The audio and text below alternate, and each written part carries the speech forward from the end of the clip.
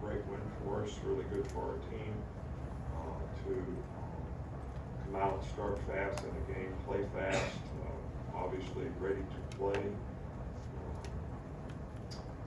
So I think the big point of emphasis that, like we'd like to make moving forward is we still got to stay focused on execution. It's not just about making plays. And most of the issues that we have in games, offense, defense, doesn't really matter, come down to are we communicating and is everybody on the same page? And when we do that, we seem to have really good results. And sometimes when we don't, we give up plays that we probably shouldn't, give up. So, that's going to be the big point of emphasis in watching the film today with the players is to get them to really sort of focus on the importance of communicating and everybody being on the same page. When the two are blocking up front, how we're covering and adjusting the motions, in secondary, whatever, so that we get on the same page. Chattanooga obviously has had a really good season. The players, play hard, they compete well. Rusty Wright has done, a really good job there. I think they're like second in their league, 7-3, only lost 2 games in their league. So one of the most productive offensive teams. They've got a good quarterback. They've got good receivers. They run the ball with good balance. They're really well coached. Defensively, this guy Jaden Pearson is, got lots of sacks and lots of tackles for losses, and these guys play hard. And, like always, this is a great opportunity for these guys to play, in a game that they probably dream about. For our team, this is either a game that you focus on correctly, you go out and practice and prepare correctly, and you build on, the momentum that you've improved with over the last weeks, and that helps you get better for what's coming up in the future. So if you don't do that, you don't have a good showing. You sort of lose your rhythm, and rhythm is a little bit like momentum. Sometimes you lose momentum in the game; it's hard to get it back. So you gotta always play the next play and keep answering the bell. And, that's really kind of how we need to approach, this game in terms of, what our focus is and how we want to continue to improve as a team.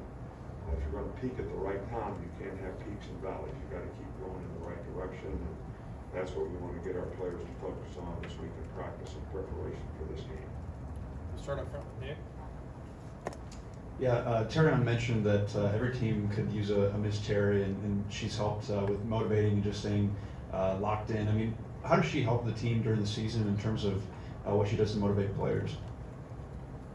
Well, her and Terry on are really kind of buddies. So I know she sort of texts with him and all that, and I kind of get on him. So it's just like kind of raising your children. I'm the guy that's always trying to get them to do right, and she's the mama who's always trying to make them happy. So that's the way it's been for a long time. We'll go to Charlie.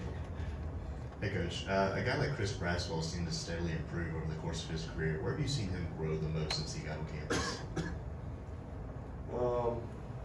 Braz is a really good competitor, hard worker, really works hard at practice to get it right. I think a lot of guys that play outside backer for us, when they come here, they don't have a lot of background and experience in standing up and playing. A lot of them play with their hand in the dirt, in high school. So the whole idea of standing up and playing, dropping some, how do you rush off the edge, when you're standing up rather than down in a three-point stance.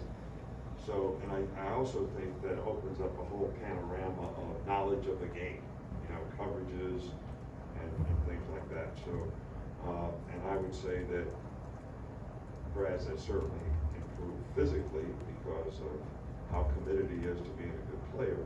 But I think from a mental standpoint, that's where he's really sort of has a much, much better understanding of all the things you need to do to play that position. Middle with Matt. After looking at the tape, what do you think of how your offensive line played against Kentucky? They played really well.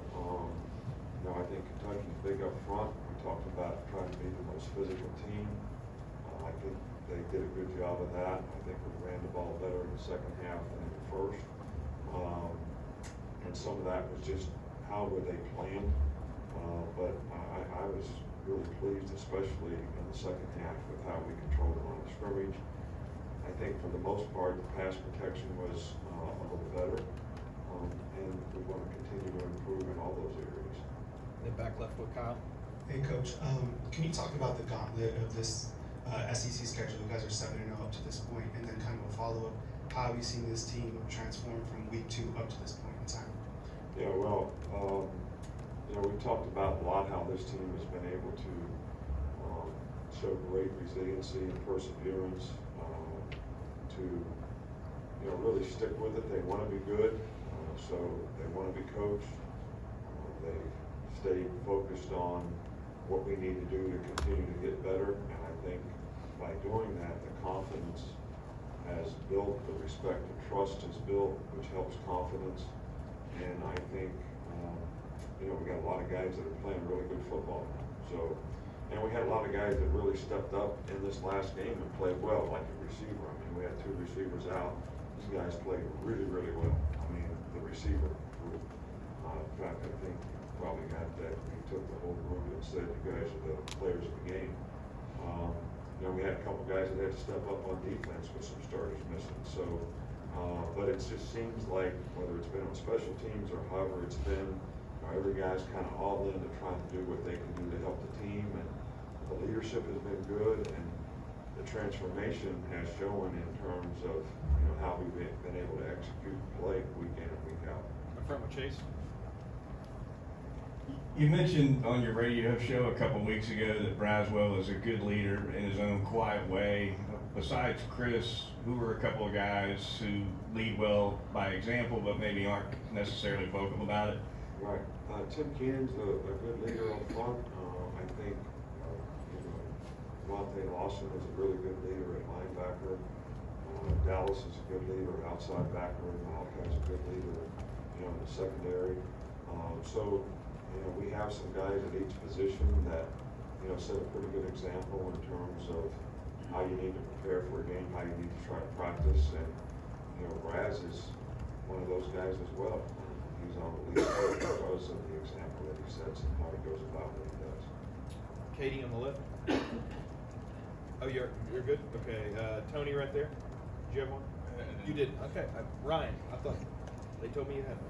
Coach, with senior day this week, what does it say in a world of the transfer portal and NIL, and especially a program like Alabama? If you don't play maybe your freshman year, a lot of guys want to leave. I'm not just talking about your program, but a lot of programs. What does it say about like Chris Braswell or Roy Dell that stuck through and really built value for themselves for the next level? Well, I think there's a lot of examples of guys that have done that probably in a lot of programs, but I'm just here to speak about our program. But a guy like Mac Jones, who didn't play until his 4th year and played very well when he did and developed. So I think it speaks volumes of their commitment to the program and seeing that if they do the right things, they're going to have success.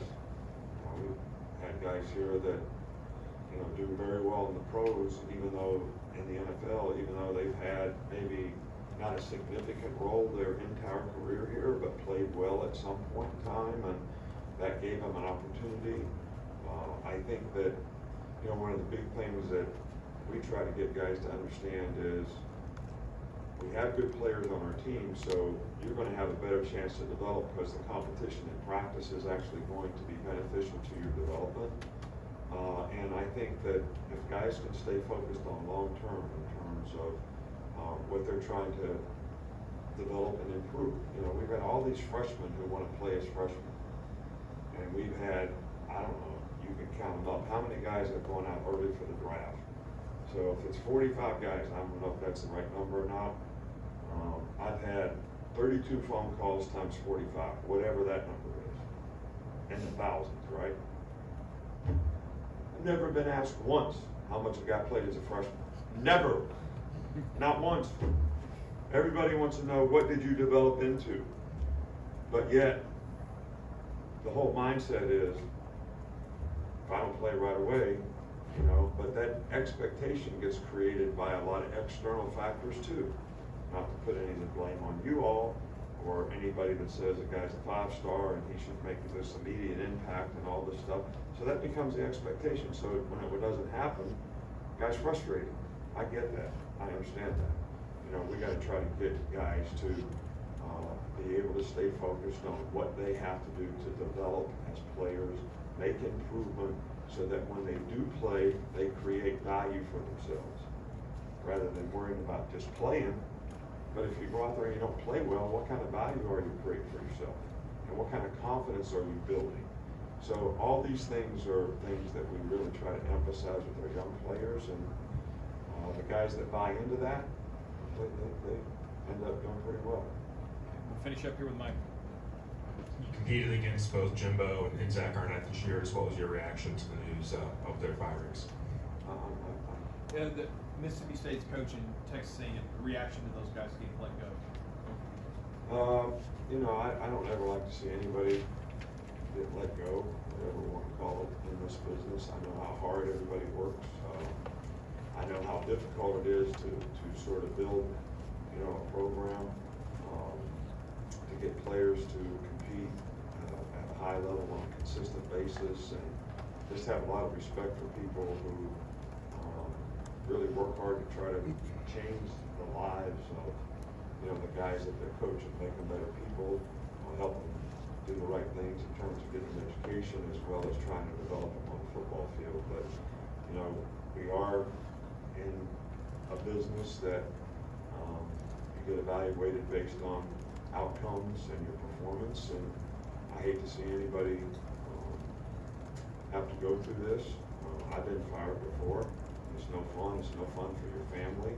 But I'm sure that both those guys have great reputations in terms of what they've been able to accomplish over the course of their career, and I'm sure they'll have many more opportunities to be successful in the future. Thanks, Coach.